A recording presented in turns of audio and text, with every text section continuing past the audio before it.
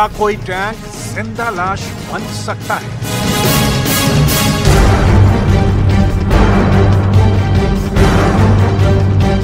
ये शब्द सुनकर आपको हैरानी जरूर हो रही होगी,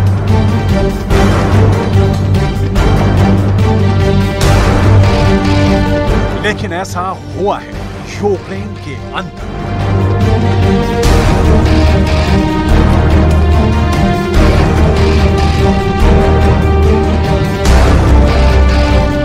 जब युद्ध शुरू हुआ था और यूक्रेन ने पुतिन की आर्मी को कीव छोड़ने के लिए मजबूर कर दिया था, उस वक्त नाटो ने बड़े उत्साह के साथ ज़ेलेंस्की से यह वादा किया कि वो अपने हथियार और टैंक यूक्रेन को देंगे। लेकिन जब पुतिन के टैंकों की फॉर्म वापस आ गई तो नाटो के टैंक जिंदा लाश बन गए हैं। यानी कागजों पर तो ये टैंक अत्याधुनिक और शक्ति संपन्न है, लेकिन पुतिन के टैंकों के सामने इनकी हिम्मत जवाब दे रही है और इसके सबूत मिलना शुरू हो चुके हैं।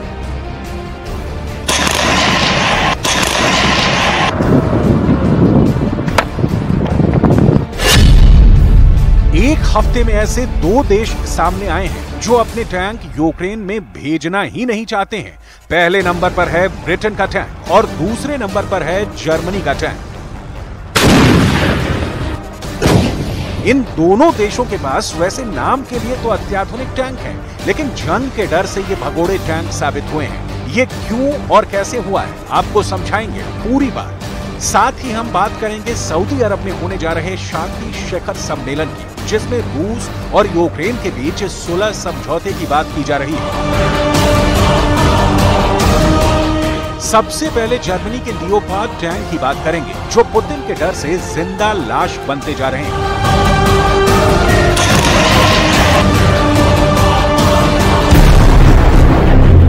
नाटो के सदस्य रहे जर्मनी ने पहले तो यूक्रेन से सैन्य मदद के बड़े बड़े वादे और दावे किए थे, लेकिन जब पुतिन की आर्मी ने यूक्रेन को हर मोर्चे पर पस्त करना शुरू कर दिया, तब जर्मनी कांप गया।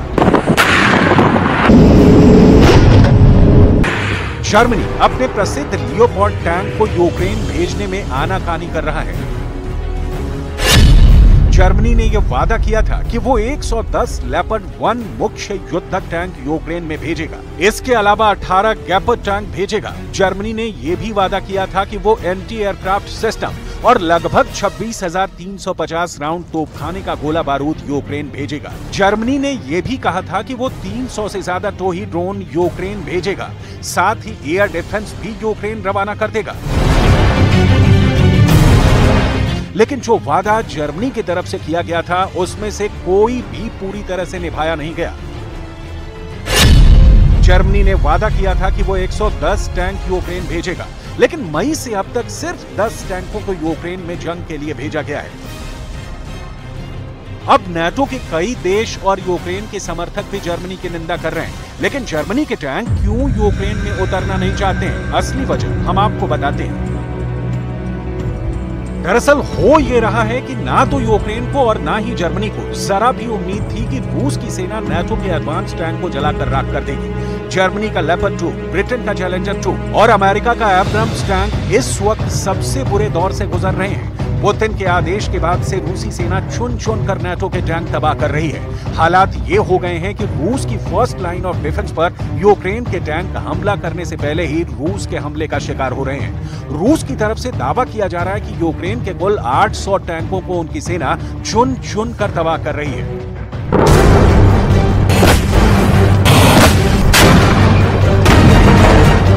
जिस तरह जर्मनी अपने टैंक यूक्रेन भेजने में आनाकानी कर रहा है, ठीक वैसा ही हाल ब्रिटेन का भी है। ब्रिटेन के टैंक तो खुदकुशी कर रहे हैं, लेकिन जंग में जाना नहीं चाहते। खुदकुशी का मतलब ये कि ब्रिटेन अपने टैंकों को रिटायर कर दे रहा है, लेकिन यूक्रेन के मैदान में नहीं भेज रहा है। पुतिन के टैंकों का डर साफ नजर आ रहा है। नाटो के टैंक पुतिन के खतरनाक टैंकों से इस कदर पिट रहे हैं कि पुतिन के विरोधियों को अजीबोगरीब फैसले लेने पड़ रहे हैं। दावा यह किया जा रहा है कि ब्रिटेन के रक्षा मंत्रालय ने कथित तौर पर दर्जनों चैलेंजर 2 मुख्य युद्धक टैंक नष्ट कर दिए हैं। ये वो टैंक हैं जिनको पहले यूक्रेन में भेजे जाने की चर्चा थी। ब्रिटेन के रक्षा मंत्रालय ने 43 चैलेंजर 2 टैंक सेना से बाहर कर दिए हैं। रक्षा मंत्रालय ने इन 43 टैंकों को ये कहकर सेना से बाहर किया है कि अब इनको किसी भी तरह से ठीक नहीं किया जा सकता है।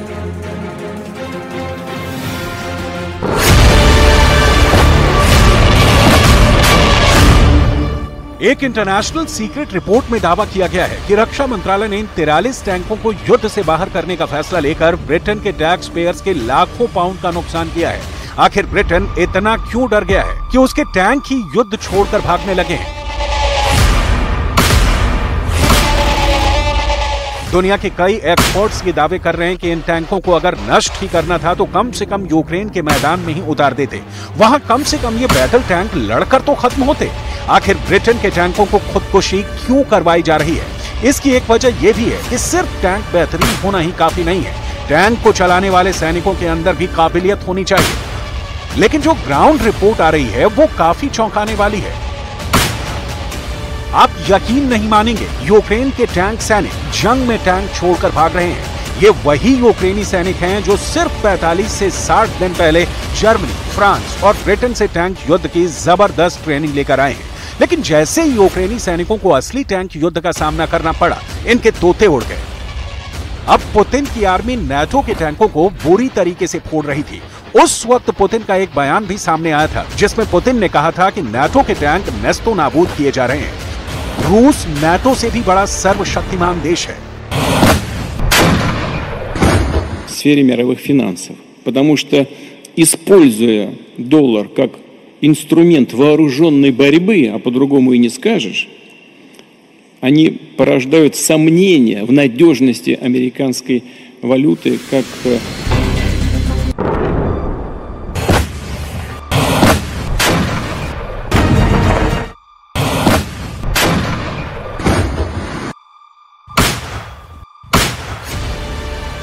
ब्रिटेन ही नहीं, 250 से ज्यादा टैंक अकेले नाटो देश यूक्रेन को दे चुके हैं। ये वो टैंक हैं जिनके बारे में दावा किया जाता है कि रूस के T-72, T-80 और T-90 जैसे बेहद ताकतवर टैंक इनके सामने टिक नहीं पाएंगे। लेकिन पिछले हफ्ते दक्षिण पूर्व यूक्रेन में ज़पोरिज़िया में रूसी सेना ने ऐसा गदर मचाया कि यूक्रेन की टैंक आर्मी जलकर राख हो गई। रूस के दावों के मुताबिक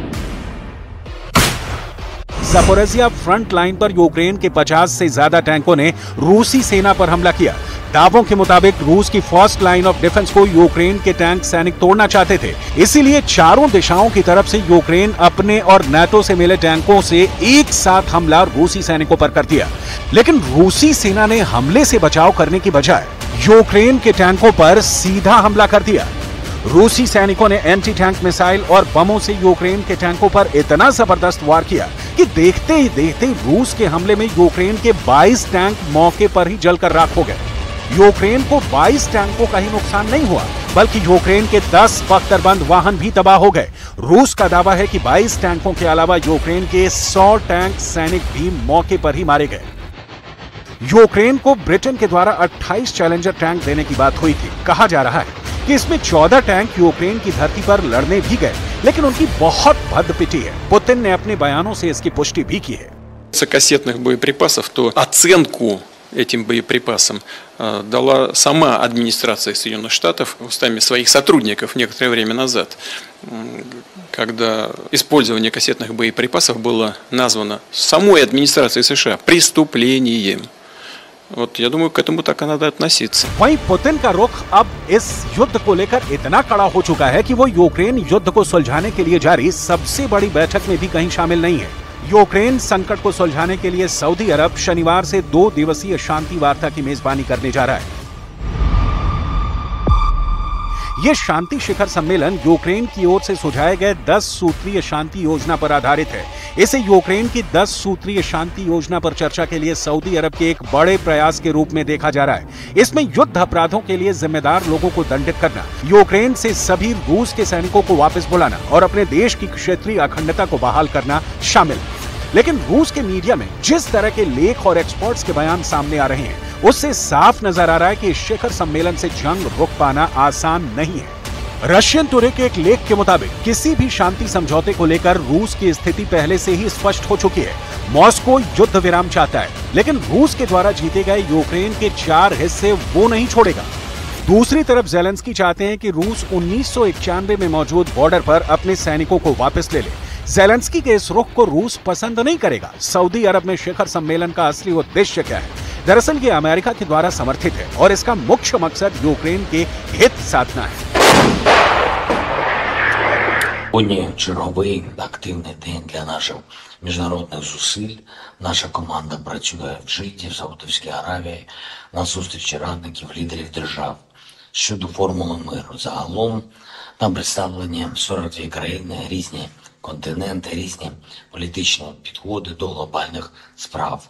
Але всіх єднає пріоритет міжнародного права, і саме для цього Україна запропонувала формулу миру, бо міжнародний порядок, заснований на правилах та порушення російською агресією, має бути відновлений. Дуже важливо, щоб там на полях यानी एकदम साफ है, युद्ध विराम के लिए नुकसान यूक्रेन को ही उठाना पड़ेगा, क्योंकि रूस अपना कब्जा छोड़ने के लिए तैयार नहीं है।